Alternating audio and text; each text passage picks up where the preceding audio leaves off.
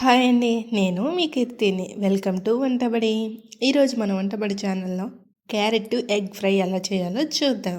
ఏమీ లేదండి, క్యారెట్ని చిన్న చిన్న ముక్కలుగా కట్ చేసి పక్కన పెట్టుకోండి. ఇప్పుడు స్టవ్ వెలిగించి బాండిల్ పెట్టి ఆవాలు, మినప్పప్పు, శనగపప్పు వేసి బాగా వేయించుకోవాలి.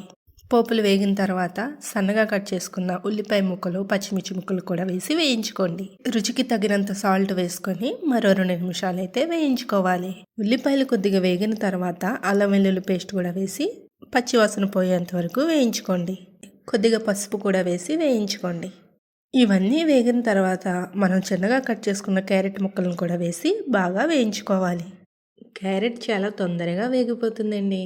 నూనెలో వేయించుకుంటూ మధ్య మధ్యలో మూత పెట్టుకుంటూ కలుపుతూ ఉండాలి.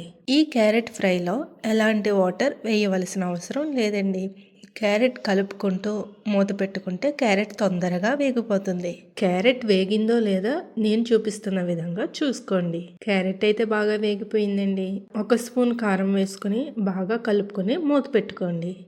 క్యారెట్ కర్రీ కానీ క్యారెట్ ఫ్రై కానీ ఇష్టం లేదన్న వాళ్ళు కూడా చాలా ఇష్టంగా తింటారండి.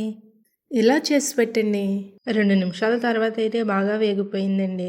ఇందులో గుడ్లు చెదగొట్టి వేయండి. మీరు తీసుకునే క్యారెట్ను బట్టి గుడ్లు కూడా ఎక్కువ వేసుకోండి. గుడ్లు వేసిన వెంటనే కలపకుండా మూత పెట్టండి. ఒక 2 నిమిషాల తర్వాత మూత తీసి ఇలా కలుపుకోండి.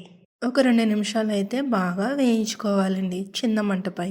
క్యారెట్ ఎగ్ కూడా బాగా వేగిందండి. కొద్దిగా గరం మసాలా కూడా వేసి ఒక 2 నిమిషాలు వేయించుకున్న తర్వాత కొత్తిమీరను కూడా చల్లుకొని ఒక 2 నిమిషాలు వేయించి స్టవ్ ఆఫ్ చేసుకోండి.